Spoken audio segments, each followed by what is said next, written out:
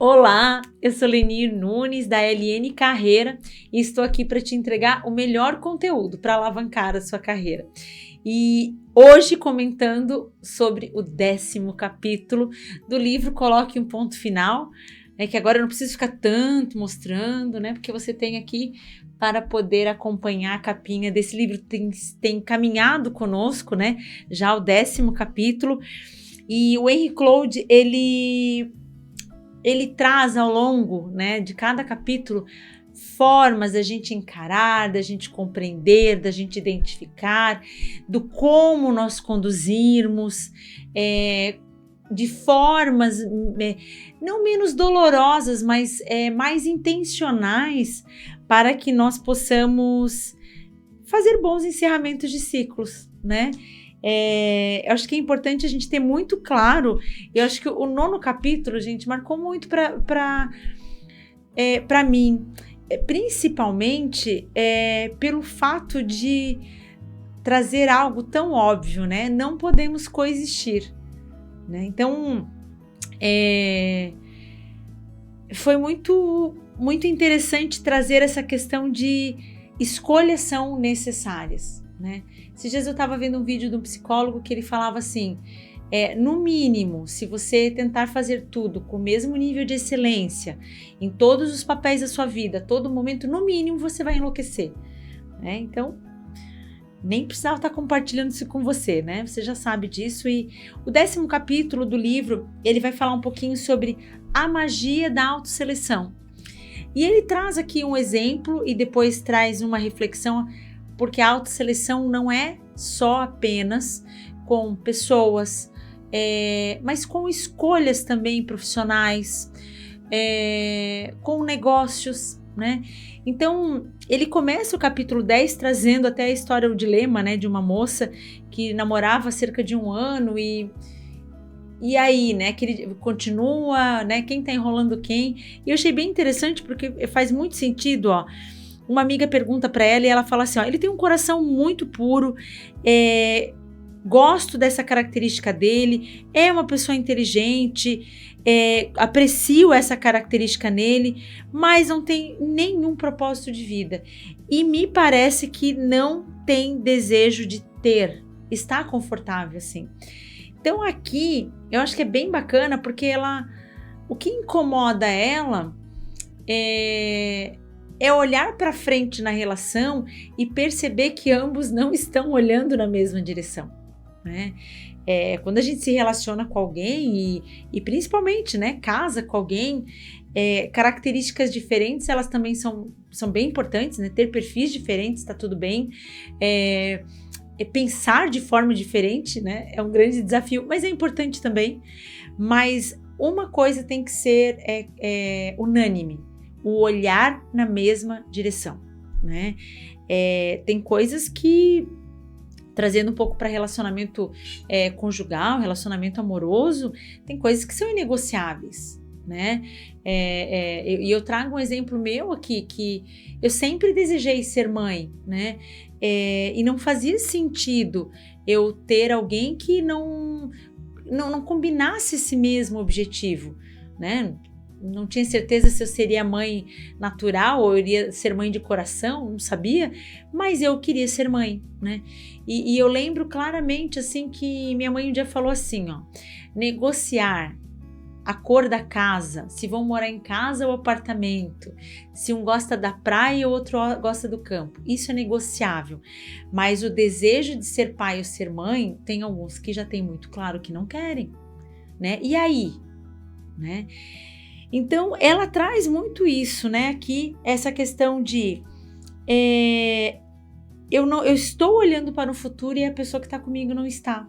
Então, como é que eu posso lidar com isso, né? Lá vem a sugestão das ideias, das conversas corajosas, né? Então, ela, enfim, traz aqui um diálogo dela com a amiga e ela comenta assim que ela conversou com ele, né? Trouxe esses pontos que realmente são relevantes para ela, né, são importantes para ela e que ela percebe nele, mas que olhando para um futuro a dois, ela não conseguia enxergar. E aí ela comenta assim, ó, eu amo e quero que essa pessoa seja você, mas no momento não é. Então eu não consigo enxergar um futuro para nós dois do jeito que as coisas estão agora. Mas vou lhe dar uma escolha. Você tem que decidir se quer ou não quer essa pessoa, depois que ela já tinha colocado aqui os pontos que para ela são importantes, né? E se quiser realmente se tornar esse tipo de pessoa e provar durante um período longo o bastante para que eu acredite, gostaria muito de ficar com você, mas cabe a você decidir se é ou não é o que deseja ser ou se quer ou não ficar comigo. A decisão é sua. E eu gosto muito de olhar para esse comentário, para essa pontuação, porque aqui é nítido que de uma mulher que não aceita migalhas, né? Mas que tem muito clareza dos seus objetivos, quer fazer uma escolha, né? Atrás aqui, eu quero casar para sempre, né? Mas que ela não gostaria de ficar apostando sem esses sinais claros de que se a pessoa não é, ou se não apresenta esse mesmo objetivo, mas ela está se tornando. Então, a autosseleção, que é a forma que nós temos de dizer assim, peraí, né, eu estou desejando algumas mudanças, eu estou desejando um novo ambiente de trabalho, mas talvez não vai ser aqui, né? E a gente compartilhou até, acho que no capítulo 7, um pouco sobre isso. Tem desejos, movimentos que não vão depender de você. E aí você precisa se colocar prazos e entender que escolhas terão que ser intencionais, né? Não dá para a gente ter tudo, né? Isso já está muito claro, né? Então, se há essa mudança para ter o mínimo de, não digo de conforto, mas para estar no mínimo do jeito que poderia ser, né? E eu preciso ter algumas ações, né? Para minhas, né? Poxa, eu queria um emprego assim. Poxa, mas eu vou precisar me deslocar, né? Na minha região ou num raio de 30 quilômetros, eu não tenho esse projeto profissional. Então, eu vou precisar, talvez por um período, morar de aluguel numa outra cidade. Enfim, eu vou precisar abrir mão. Eu nunca vou ter tudo, né? Então, a autosseleção, né, descobri que para chegar a um final necessário, muita gente fica imobilizada pela mesma razão que a minha amiga, ou seja, não quer fazer o papel de vilão por rejeitar alguém ou dizer que tal criatura não é o suficientemente boa de alguma forma. Faz com que se sinta má e essa é uma dinâmica horrível em um relacionamento. E as autosseleções são a melhor maneira de trabalhar com isso. Então, trata-se de definir um padrão para o que você quer, independentemente da pessoa com que está lidando. Então, o mínimo é isso. E é muito interessante, gente, trazendo aqui, quando a gente trabalha com profissionais em processos de recolocação, existe, né, o desejo ideal de recolocação, né? Eu era gestora aqui, eu tinha essa remuneração aqui e trabalhava nesse ritmo e conseguia ir para casa todos os dias e às vezes até almoçar, né, em casa. E quando ele está em processo de recolocação, seja por iniciativa dele ou por iniciativa da empresa, eu faço uma pergunta para os profissionais, eu desenho esse ideal, né?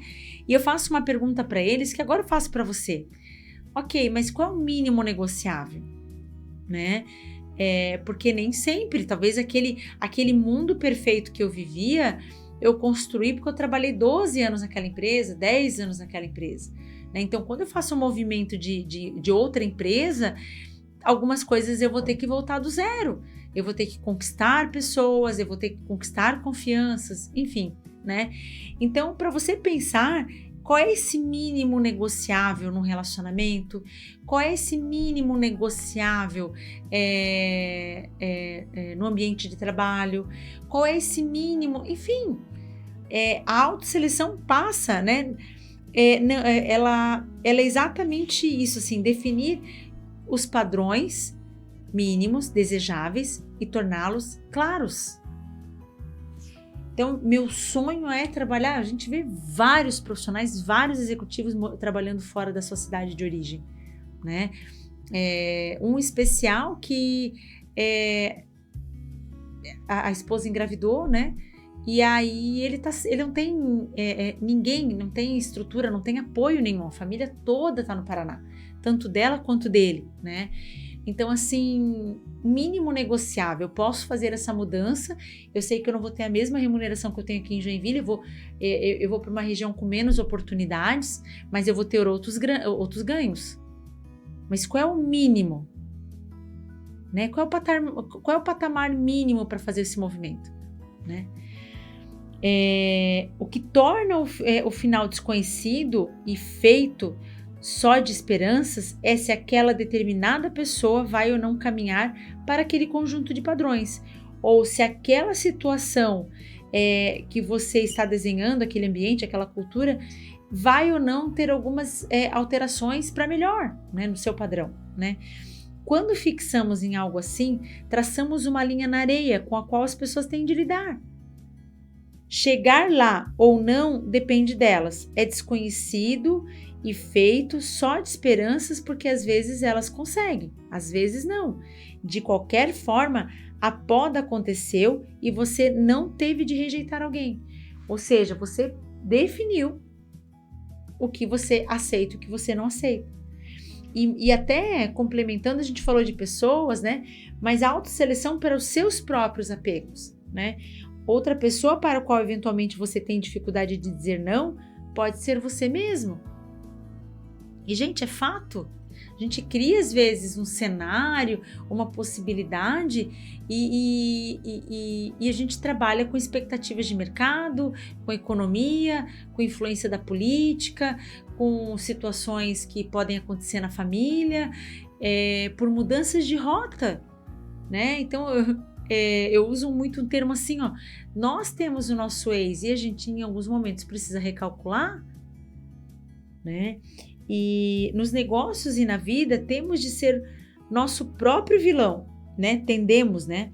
De tempos em tempos precisamos dizer, não, você não pode ter isso, ou faça tal coisa nesse momento. Mas ficamos apegados a certas estratégias, esperanças, projetos, negócios, ou seja lá o que for. Seguidamente usamos todas as estratégias de resistência que apresentei nos capítulos anteriores. Devo ou não acabar com isso? Poderia esperar um pouco mais? Quem sabe? E assim permanecemos imobilizados, né? Talvez aqui algumas pessoas ouvindo esse capítulo pensem assim, o sapo na água, o sapo na panela, né? Então, como é que a gente define, né? Como é que a gente faz essa autosseleção? Definir um padrão, né? Eu lembro um tempo atrás que eu estava conversando com uma gerente de RH aqui de Jaraguá do Sul e eu achei um barato, assim, ela dizia que de tempos em tempos ela mudava o exercício físico.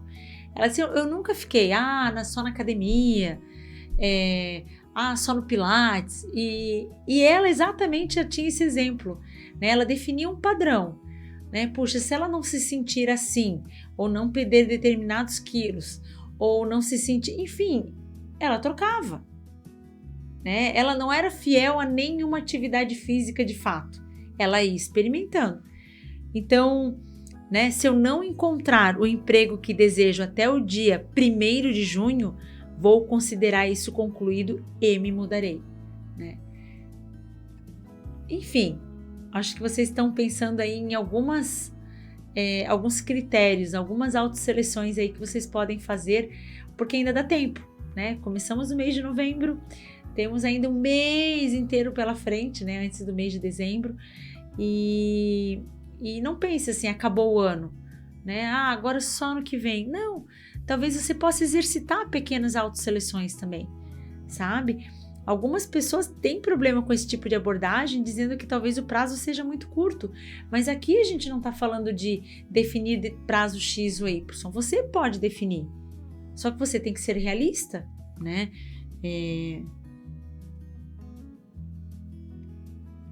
Igual perda de peso, eu preciso ser realista, né? Então o médico sugeriu que eu perca 15 quilos, né? E agora em um mês eu quero perder 10. Pode ser? Que negociações com você mesmo você vai fazer para conseguir isso? Se você tem clareza que você não tem tempo, ou não tem disposição, ou não tem força de vontade, talvez você precise renegociar consigo mesmo uma meta diferente, né? E pensar, né? O que importa é que você esteja no comando, né? Você esteja administrando o seu papel, né? Sendo intencional, não esperando que os outros façam essa escolha por você. Às vezes, ter um padrão para autoseleção tira a decisão da sua cabeça e faz com que seja objetiva, da mesma forma que a declaração de Jack Welch, seja o número 1 ou o número 2 do mercado, seja o número 1 ou 2 do mercado, ou conserte, venda ou feche. Isso já trouxe lá no primeiro capítulo, então deixo com você aí o que você precisa fazer, que prazos você precisa se dar para sair talvez de uma inércia. Vejo você no próximo capítulo.